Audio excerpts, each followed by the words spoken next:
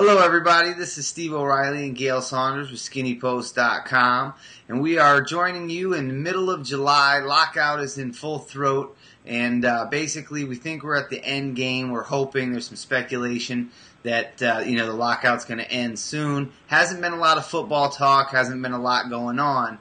But with that said, it's kind of interesting to note that some of the major networks, instead of talking and promoting the positive stories, have taken a different turn at the news that they want to report during the time of no football. Gail, share with us exactly some of the stuff you came across just today on the NFL.com.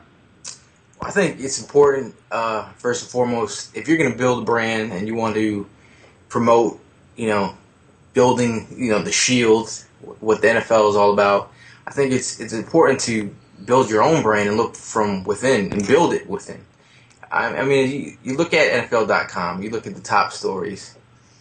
Attorney Owens to avoid court after paying child support. Bengals cornerback Jones may face jail after latest arrest in Ohio. Former Bengals running back Turner shot, killed in police altercation. Eagles Jackson sorry for using the gay slur during a radio show. I mean, these are the top stories that the NFL.com is reporting about their own players. I mean, and former players. I mean, it's I don't understand. I think it's it's newsworthy for some news site or something else. But this is the NFL.com, man. You got to build your brand. Yeah, I mean, you would find it's interesting. I mean, it is their league. I mean, and it is their website, is their TV show.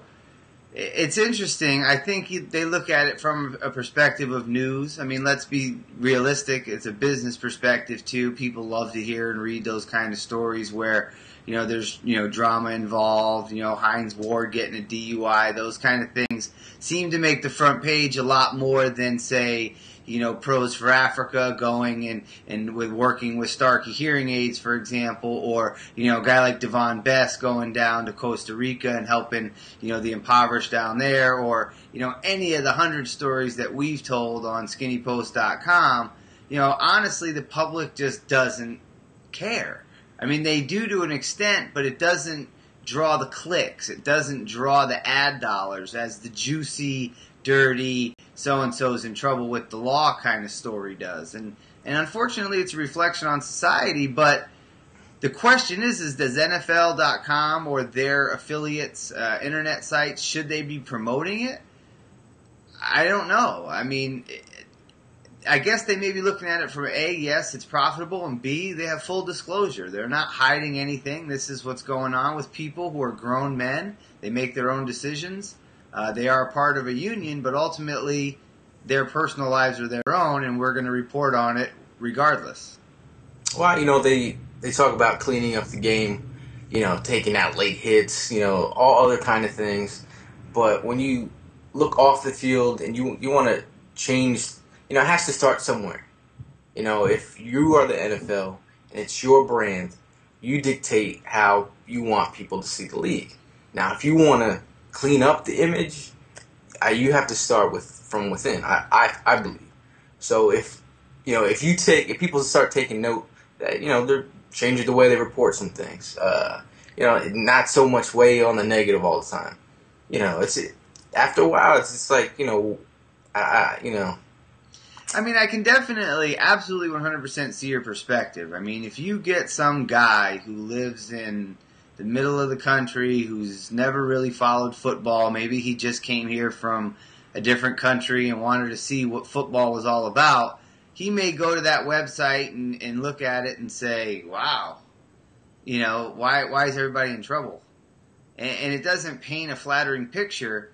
And meanwhile, there are other stories that you would promote. Now, to be fair, that website has promoted good stories. I mean, I have gone there, and we have seen them talk about some of the things that people do and some of the, finer points, if you will, of the league. And there's a lot of those stories out there, 90% more than the bad. But like you say, they report the 10%. But to allude to a point that you and I had made earlier when we talked privately was about, the PGA, for example. The PGA Tour finds players all the time. Sometimes a lot of the players you just don't even know they're fined. They just don't broadcast it. They don't air their dirty laundry. With some of the more higher profile players like Tiger Woods, you may get a leak or someone may say, oh yeah, he was fined for cussing or spitting on the green or what have you, because he's Tiger and anything he does is a story. But ultimately, they keep everything kind of in-house. And I think the NFL doesn't do that. They broadcast their dirty laundry, much as with other, big sports too, Major League Baseball. I think it's just a day and age where if they feel like they're keeping anything a secret, then they're kind of acting in a coercion to enhance that kind of behavior. Baseball got in trouble for not really talking about steroids. Everybody knew. That's all you heard. But nobody did anything. Well, I think now what they're trying to do is bring everything to the forefront and let players know, perhaps, I'm spitballing, I don't know, but maybe they're saying, hey, you guys get in trouble, we're going to let the world know that you're getting in trouble. We're going to broadcast it. We're going to put you on blast. I don't know. I personally wouldn't do it, but, they're entitled to run their ship. Right. I mean, I get what sells, and it's kind of like you have to define what is news. Like, what is sports news? What is NFL news or football news these days? Is it, something Rashard Mendenhall might have said about, the Towers, or is it about, you basically have to find a line where, where does sports news begin? Yeah, and where does it end? And I think that's it's a very important point you bring up, but it's a hard thing to decipher because so many people are so involved with sports people's personal lives. I mean, at some point, someone stops becoming a professional athlete and he starts becoming a celebrity. And that's, once you cross that threshold, and only the fan dictates that because of recognition. You can go out with an NFL athlete and go to the mall. No one's going to know you're with an NFL athlete unless he's an extremely popular one. Most of those guys are behind the helmet, and you can go and hang out with them, and the people won't even know who they are unless they're a household name. But once they become that household name, they're a celebrity. They can go on to different TV shows. They can go on to you see them on TV and different networks. Ocho Cinco and T.O. had their own show. They use their popularity and their celebrity to kind of transform their careers and what they are capable of doing, which is great. They should maximize everything you can, but that opens the door to everyone else feeling that they have the right to look into your personal life and watch what you do, and now you're a celebrity and you're not an athlete. Because the common fan doesn't decipher the two. They see someone they recognize, whether they recognize him in the movies or they recognize him from the football field. They're still on TV, they're still a celebrity, and they still feel entitled to know about the intricacies of their life, which I don't think we do even if they're not an athlete. People's personal lives are their own, their job is their job. Unhappy fan over there. Let's but talk a little football. It'd be interesting for you people out there, NFL fans. How do you guys feel about, the way the brand is being portrayed these days? What are your thoughts? We'd love to know. Yeah, leave us a comment. Hop in, get an open dialogue going. We'd be more than happy to hop in and answer questions if you have anything directly for us. But it's a very interesting question. Let's talk a little football real quick while we got the opportunity.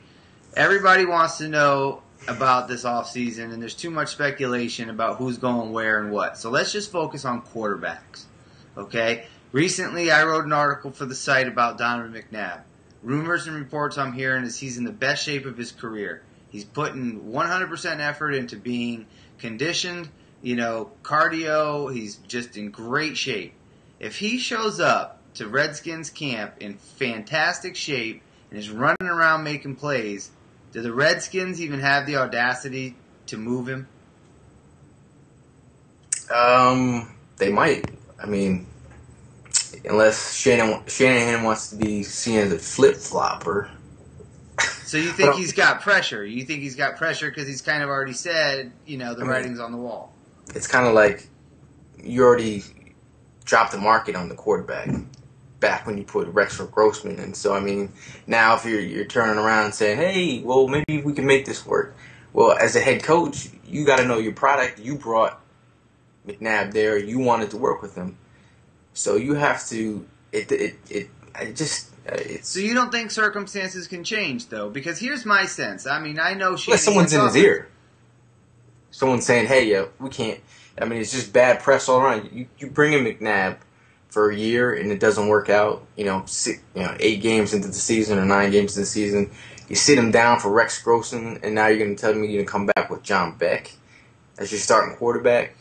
But listen, can't you understand though, and see it from the perspective of circumstances change? If I'm the head coach and I look at McNabb as, hey, I run an offense that has an offensive line that goes left to right. It's not up and down. So we like to wear teams out. And then what we do is we have a quarterback that rolls out and bootlegs the other way. That's vintage Shanahan. Okay? So if perhaps McNabb was having trouble with all that motion, all that running around toward the end of games, he got tired, I don't know. I wasn't in the huddle. I wasn't in the locker room. I'm just speculating. But if he comes back into shape, and he really wows Shanahan, he's not going to let him go because Shanahan's going to say, what else better's out there? And there's nothing. He's not going to trade for another Eagles quarterback and try to get called. Orton can't run his offense because he's not mobile at all. So what does he wait for? Vince Young? Vince Young. So, I mean, you only have a handful of quarterbacks out there, and McNabb really is the key, in my opinion, because if he's out there, now you got Minnesota will go after him, Arizona will take a look at him. Any quarterback-needy team is going to have McNabb in for a visit or a look just to see where he's at, of course, just because of the pedigree he brings to the position. Well, with the situation that's at hand, you got who's going to learn the offense in 3 weeks? Right, exactly. Nobody. Nobody's going to give you a better chance to win than McNabb right now. So now he's got to eat the cake. You put it out there. Now you got to put it right back in your face because now you're under McNabb's. But what Shanahan will say is what he's always said. He's very, very politician-like. The best man for the job will win. And if he feels that McNabb came into shape, he's the best man for the job, it's his job. And that's what he'll always say. There's always competition in the NFL. You're always going to have somebody pushing you. The best man for the job will win regardless. And that's the way he looks at it. Right now they're blowing smoke up McNabb's, because, you're already down them. So, now they know. McNabb knows he has them in a rock and a hard place right now. So I think he has the chance to get the last laugh, especially if he gets shipped off to a team like the Vikings, and he really is dedicated, and he's working 115%, and he comes out and just wows people, throwing bombs to, Harvin and handing it off to Peterson, and they go deep in the playoffs or something. He has the potential. But let's look outside of McNabb. There's speculation that Kyle Orton could be on the move, which I'm not 100% sure, being a Broncos fan. I don't see how a new head coach is going to be ready to roll with Tebow when he needs to win, especially after the last regime and the devastation they caused. So I don't know if Orton's on the board, but everybody says he's available. And then you've got, of course, the guy out there who's backing up Vic in Kevin Kolb. So who do you see going where? I know you've always liked McNabb to the Vikings, and I know that you're heavy on Arizona getting Kolb. Do you think Orton stays put, and is that how you see it playing out? I think they're going to let Orton go somewhere because they got to get value for him. They're still trying to figure out what they're going to do at quarterback, I believe. I think, even though I like Cobb going to Arizona, there's rumors that Seattle offered the first and third for Cobb services, but I think the Eagles want something now, a player right now. But you could even see McNabb out in Arizona if the Cobb thing doesn't work out. And what's interesting is watching Larry Fitzgerald. He's worked out with Kyle Orton. He's worked out with Donovan McNabb. And he's talked about Kevin Kolb. So right now, it's interesting. Larry Fitzgerald is running the show. He's the Tony Montana in Arizona. Well, he definitely carries a lot of weight because he's done it with class and excellence his whole career. And I honestly think that anything he says, they're going to listen to. It'll be interesting to see what quarterback they get.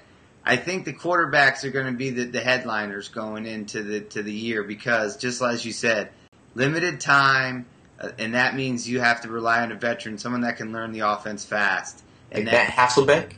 in Seattle. Hey, if you have if you have a preseason that's eliminated and you have a rush to get to the season, call it right now. Favre Watch is back on. He's going to say, "Hey, let me hop in. I can still throw it. I don't need to practice. Here we go. Favre's back. I can throw this rock over the mountains, Uncle Rico style. I'm telling you, Favre could come back. You never know. He's got a nice pair of Wranglers on. He could feel good. He could get out and do it. Mow some grass in Mississippi. Ready to go. 1% chance, his brother said. So you're saying there's a chance. You gotta love the Dumb and Dumber reference. Well, I'm Steve O'Reilly, and that's Gail Saunders. We greatly appreciate you joining us. This is SkinnyPost.com, and we're giving you the skinny 24/7.